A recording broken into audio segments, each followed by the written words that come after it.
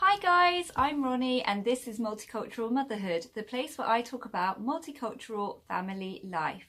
If you're new to this channel, I am a homeschool mum of four, a British Muslim convert, and I live in the southwest of England. I post videos about twice a week all about homeschooling, motherhood and multicultural family life. I would love you to hit that subscribe button so you can follow along my motherhood and homeschooling journey. Now today I'm going to be talking about a really controversial topic, and that is, should Muslim converts celebrate Christmas?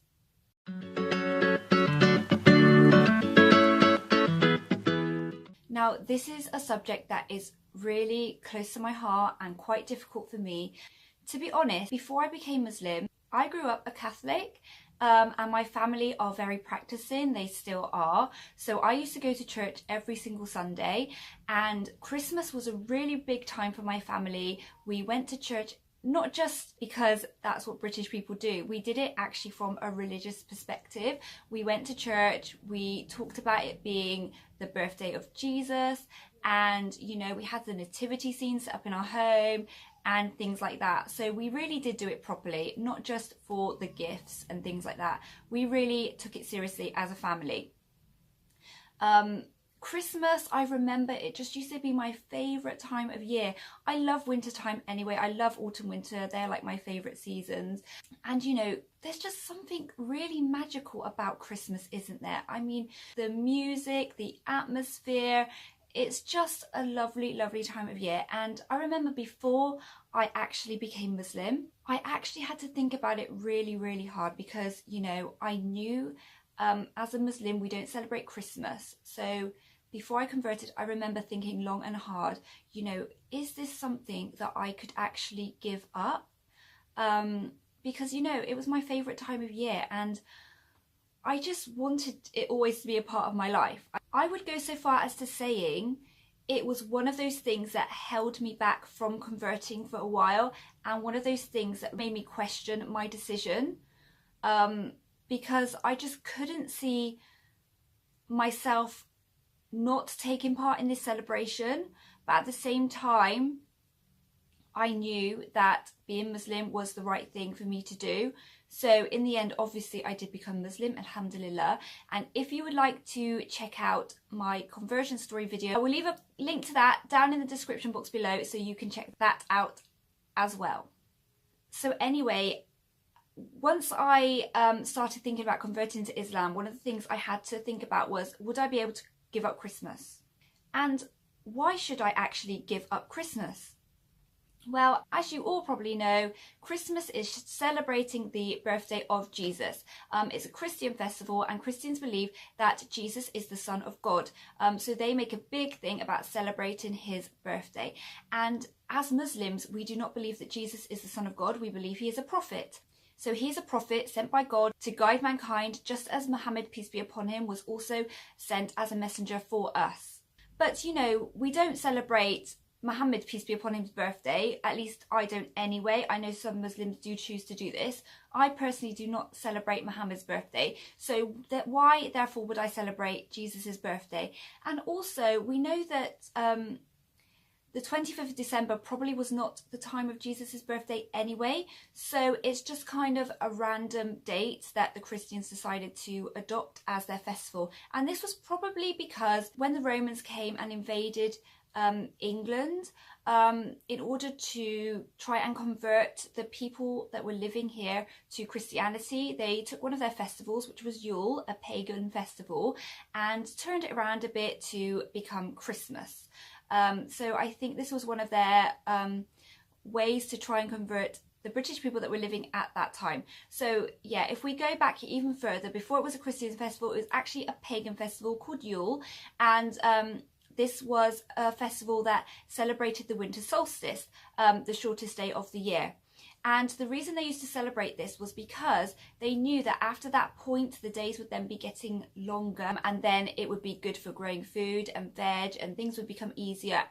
It would become warmer. So this is kind of why the pagans used to celebrate Yule, or the winter solstice. So anyway, we know as Muslims that we should only celebrate the 2 Eids.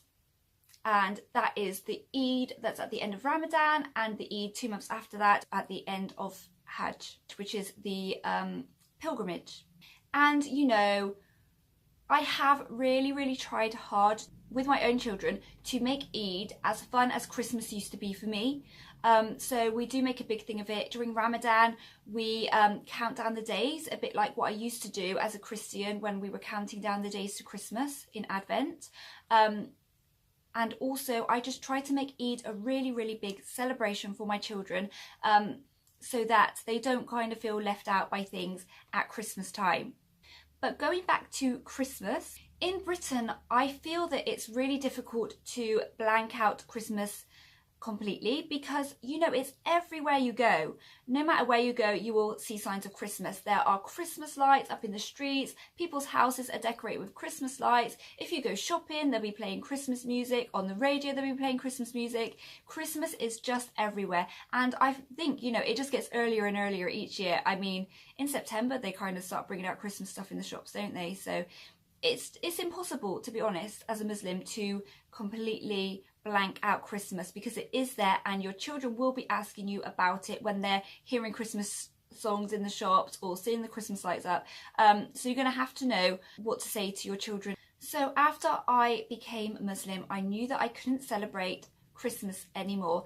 And I remember the first year actually that I was Muslim, the first Christmas after I became Muslim, it was the only time that I completely withdrew from the festivities, and that was because I remember there was a Kurdish concert organised in London on Christmas Day, because you know, Christmas Day is the only day when everything is closed, like, and everyone is off work.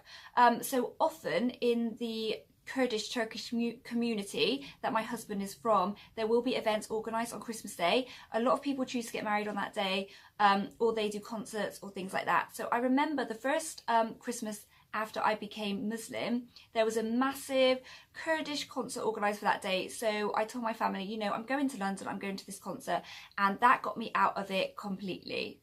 But since then, we haven't been to anything like that on Christmas Day. I don't know whether they still do it. It was quite fun, actually. I don't know whether they still do it. It'd be interesting to find out. But, you know, if you don't have anything planned, if you don't have anything else planned that day, it is really difficult. I think born Muslims really don't understand how difficult it is for Muslim converts at this time of year, because there are certain expectations on us from our families, and you can't get rid of those. I mean, families are always going to expect things from their family members. For Muslim converts, it's really like you feel kind of pulled between 2 realities, your past and your present. It's really hard to ignore those traditions that you were brought up with, but equally you know that you can't celebrate anymore and you can't do the same things that you used to do. It's really hard to ignore family ties, and in Islam we shouldn't anyway. In Islam, family ties are extremely important. So it's really important to try and maintain those family ties. Try and have a really good relationship with your family. Keeping up with those relationships with your family is essential. Therefore, just because you're a Muslim, you shouldn't turn your back on your family. Born Muslims have told me many times that I should steer clear of my family around Christmas time. I shouldn't go to their house on Christmas Day. I shouldn't give them presents. I shouldn't do this. I shouldn't do that. I mean, I remember someone saying to me, don't go to your family's house on Christmas Day because they'll be drinking alcohol. Go the next day instead. Why wouldn't they be drinking alcohol on another day? I mean, just because it's Christmas doesn't mean that's the only time of the year they drink alcohol. To be honest, my family aren't big drinkers anyway. A couple of my siblings who are not Muslim don't even drink alcohol anyway. So for me, alcohol is not really an issue, like it may be with other families of Muslim converts. But really, alcohol has nothing to do with it. Why shouldn't I go to my family's house on Christmas Day? Everyone's off work. It's the one day when all of the family get together because everyone is off work. Even if you're a Muslim family, chances are you're going to be visiting your family on that day because everyone's off work. I mean, chances are you're going to be having a big family get together, whether you're non-Muslim or Muslim. So, I mean, just because I'm a convert, why should I not spend time with my family on Christmas Day? Also, people have said to me, I shouldn't have Christmas dinner with my family. But what is the problem with sharing food with your family? I mean, I go to visit my parents most Sundays for a roast dinner. So really, Christmas Day, having a roast dinner is no different to that. At the end of the day, it's all about your intention. Intention is the most important thing. If you are going to visit someone with the intention of celebrating Christmas, then that is wrong. But if I'm just going to visit my family, to have a family meal, to have dinner together, if that is my intention, then that's the most important thing, isn't it? If my intention is not to celebrate Christmas, that's the most important thing. Without the intention of celebrating Christmas, it could be any other day, couldn't it? It could be any day that you're just getting together with your family and having a nice meal and having a nice time together. My intention is simply to go to my family's house and to share a meal with my family. That is my one and only intention on Christmas Day. I am not intending to celebrate Christmas. I am simply going to have a nice family get together. I think the older I get also, the more I realise that family ties are so important. We have a responsibility to Allah, absolutely. He is the creator, but Allah also said to us that we need to maintain family ties. So we also are responsible for this, and it is our duty to be kind to our families. It's really important not to forget that. I know other converts that would just completely steer clear of their family on Christmas Day or during the Christmas period. But, you know, what is that actually making their families think? What are their families then going to be thinking about Muslims and about Islam? I don't think it's really going to give them a good impression at all, to be honest. So really, to conclude, we cannot forget about the past, but also we have to be mindful of what our responsibilities and duties are now and what our religion tells us to do as Muslims. Which means that we cannot full-blown celebrate Christmas. I mean, if you were to come to my house right now, we have a week to go until Christmas. There are no signs of Christmas at all in my house. I do not have decorations up. I do not have a Christmas tree. There is nothing to commemorate the festival of Christmas at my house. But, you know, when we go to my family's house, of course they have a Christmas tree up and they have Christmas cards everywhere because they celebrate Christmas. And I have to respect them, and they also respect me. So they respect the fact that I don't have a house full of Christmas things when they come and visit me. So what I'm really trying to say is we just need to find a balance between what we are allowed to do as Muslims and also the expectations that our family have on us. And we need to be aware of the importance of family ties and not creating an atmosphere or bad feelings within our own family unit. So I hope that gives you something to think about. I would love to know what you thought of this video. Let me know in the comments if you do the same kind of thing, what you think about this. I know it is such a hard time of year for Muslim converts, but you know, we need to find that balance. That's the most important thing, finding a balance. If you found that balance, what does it look like? Let me know down in the comments below. I would love to read through them and see your opinions and thoughts on this topic. Let me know what you do. Do you go and see your family? Do you steer clear? What are your reasons for that? I hope you enjoyed this video. If you did, please give it a thumbs up and remember to subscribe to my channel to follow along my motherhood journey. Also, don't forget to check out my Instagram account at Multicultural Motherhood because I'm posting on there all the time the kind of things that I'm getting up to on a daily basis with my children. Also, I did do a related blog post to this, so I'm going to leave a link for that down in the description box below as well, so do go and check that out. Thank you so much for watching. Bye!